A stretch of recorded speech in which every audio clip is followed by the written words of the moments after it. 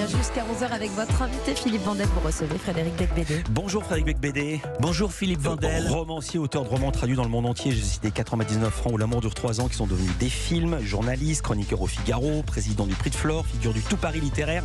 Je vais le redire, vous avez été classé en 2014 l'homme le plus influent de Saint-Germain-des-Prés. Voilà pour le côté lumineux. Pour le côté sombre, parce qu'il en est beaucoup question dans votre nouveau livre, il y a la drogue, les addictions de toutes sortes, le sexe, les polémiques, les amitiés qu'on vous reproche, Gabriel Mazneff et autres, et une maison taguée avec des insultes. Vous racontez tout cela dans ce récit, Confession d'un hétérosexuel légèrement dépassé. C'est chez Albin Michel. Je vais commencer par le récit. Votre maison dans le sud-ouest que vous découvrez taguée un matin de 2018. Votre petite fille vous demande qui a fait ça. Si ce sont des méchants, vous répondez non, c'est juste une blague. Heureusement, elle ne sait pas lire. Je vous lis. Ma maison et ma voiture sont couvertes d'insultes roses. Le mur blanc de mon domicile basque est tagué de graffitis me traitant de violeur et de salaud. Pour quelle raison? Qu'est-ce qui vous a valu ceci? Alors, c'est la question à laquelle j'essaie de répondre dans le livre. J'en sais rien. On ne sait pas pourquoi des gens font des attaques nocturnes au domicile privé de quelqu'un. Vous présentez cette pétition. Il y a, sur les inscriptions, il y en a une avec le chiffre 343.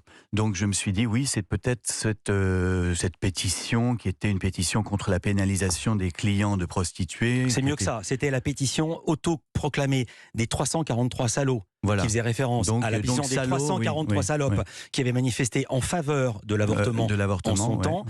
Et c'était contre la pénalisation des clients. Oui, parce que je pensais qu'en démocratie, on pouvait avoir des discussions sur les lois. Bon, on voit que c'est visiblement une naïveté de ma part, y compris en ce moment. Quel était l'argument? Pourquoi vous aviez signé cette pétition? J'avais signé cette pétition parce que je suis pas abolitionniste. Je crois que c'est utopique de dire qu'on va abolir la prostitution.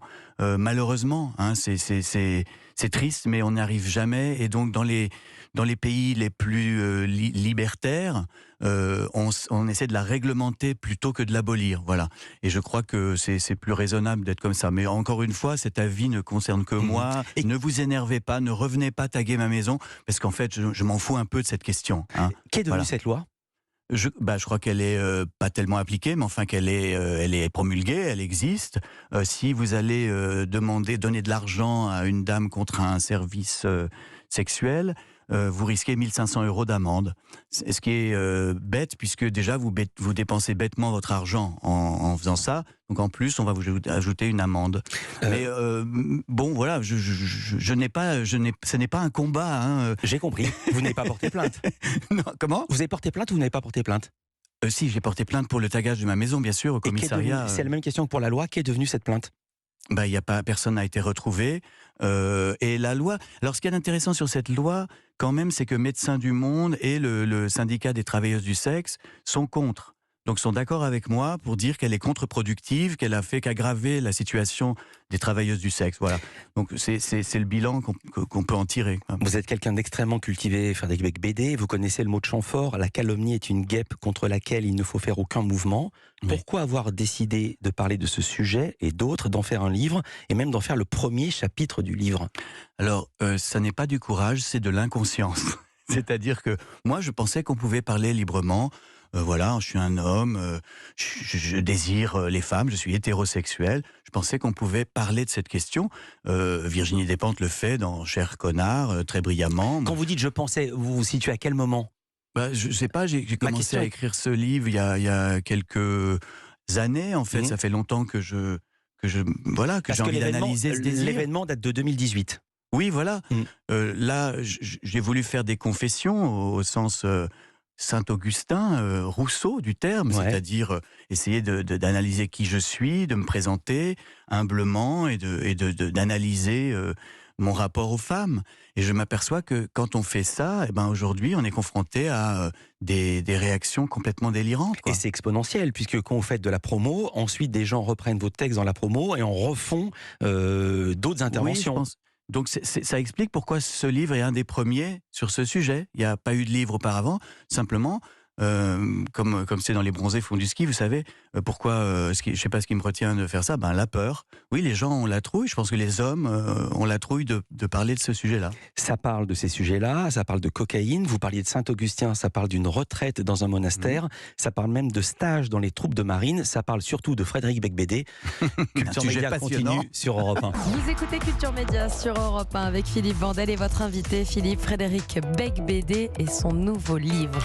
Confession d'un hétérosexuel légèrement dépassé. Ouais, déplacé non pas aussi. déplacé. Son nouveau livre n'est pas un roman, c'est un récit. Vous tendez parfois le bâton pour vous faire battre quand vous écrivez qu'il y a en France 70 millions de victimes.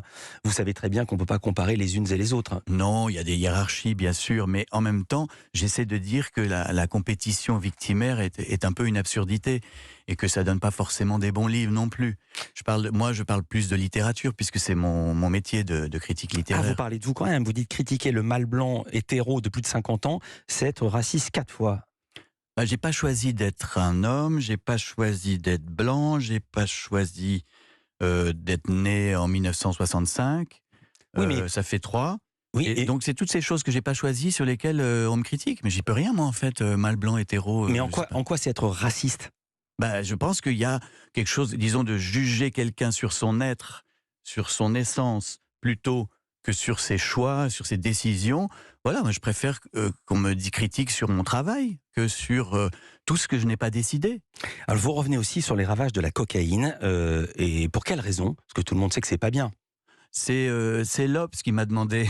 Et donc finalement, au début, je voulais pas. Oui, c'est la fameuse couverture de l'Obs quand Voilà. vous dites j'arrête. Et ça m'a amené à une introspection. J'aime beaucoup La Fêlure de Fitzgerald, qui est un texte qu'il avait fait pour Esquire quand il avait 40 ans. Et à un moment, il parlait de son alcoolisme. Moi, je me suis dit, tiens, c'est l'occasion de raconter ça, comment on rencontre le produit, ce qui se passe quand on en prend, comment on devient dépendant. Et comment on le glamourise? Parce que Oui. c'est ça qui est très intéressant dans votre personnage. Vous écrivez ceci: au premier étage des bains, c'est une boîte de nuit, on pouvait croiser Hubert Boukobza, c'était le patron, Robert De Niro, Jack Nicholson et Roman Polanski en grande conversation avec des mannequins autour de traces de poudreuse.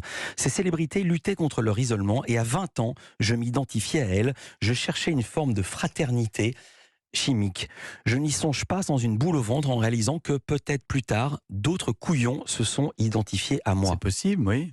C'est une de mes nombreuses culpabilités. Et la fraternité, c'est vraiment le sujet central de ce livre. C'est-à-dire que c'est vraiment l'histoire d'un égoïste cynique des années 80 qui Vous l'êtes toujours cynique cherche ou une pas? chaleur humaine. Vous l'êtes toujours cynique ou non? Parce Non, que je vous crois- dites des enfin, j'en choses sais très rien. justes, très profondes, très vraies sur la cocaïne. Et puis, tout d'un coup, vous dites 10 pages plus loin, c'est pourquoi je suis favorable à la légalisation. Une fois dépénalisée et servie sur ordonnance médicale, la cocaïne sera aussi pitoyable qu'un picombière. Donc, on est sur le terrain de branché ou pas branché. Vous le pensez ou c'est de la provoque? Je pense que la drogue est en train de devenir ringarde et que donc il faut la rendre, arrêter de la glamouriser en l'interdisant. Que l'interdiction participe de cette espèce d'effet fascinant, quoi. Et oui, je pense. Et je pense que il y a des expériences qui sont faites, notamment au Canada, de légalisation des drogues dures. Oui. Et en fait, ça marche assez bien. C'est-à-dire que c'est vraiment une toute petite, infime catégorie de toxicomanes qui vont se fournir et qui sont surveillés comme ça par la police et peut-être soignés.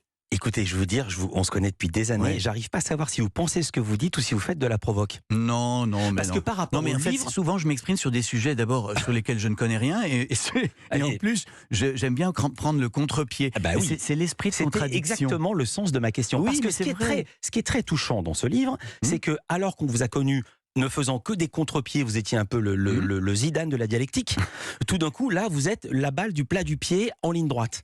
Et donc, c'est pour ça qu'on est étonné. Non, mais c'est-à-dire que j'essaie d'analyser qui je suis à un certain âge. Maintenant, voilà, je ne vais pas écrire encore énormément de livres, donc il faut que ce soit d'une sincérité totale. Donc je raconte qui je suis, d'où je viens, de quel milieu, dans quelle éducation j'ai grandi. Et c'est exactement ce que faisait Jean-Jacques Rousseau. Moi, j'aime bien qu'à un moment dans la vie, un livre dise la vérité d'un homme. Ce que dit Rousseau, c'est ça. J'ai compris. Montrer à mes semblables un homme dans toute la vérité de sa nature. J'ai Et bien cet compris. homme, ce sera moi. Mais dans ce livre, pour l'avoir lu, c'est pas un reproche que je vous fais, c'est la vérité d'un homme avec plein de petits morceaux de provoque dedans. Ah, je peux pas me corriger complètement. J'essaie de me déconstruire, mais ça prendra encore quelques temps. La parabole du scorpion. Vous racontez aussi la retraite dans un monastère. Oui. Pourquoi y être allé? Pourquoi y être allé? Là aussi, c'était d'abord un projet littéraire avec d'autres auteurs. On est allés tous dans une abbaye qui s'appelle La Grâce, qui est un endroit du 8e siècle absolument somptueux. Enfin, somptueux, non, très, très austère, mais très beau. J'ai mal posé ma question. Oui. Il faut répondre de manière très courte parce qu'on marque une pause à cet instant. Vous êtes allé, genre, dans l'optique rendez-vous en terre inconnue. Oui, Genre, Édouard Balladur découvre le métro. oui, c'est vrai. Où vous y êtes allé pour retrouver vos racines. Mais réponse 1, puis 2. Réponse courte, Bec BD, c'est faire ça aussi. Sur Média continue. Oui.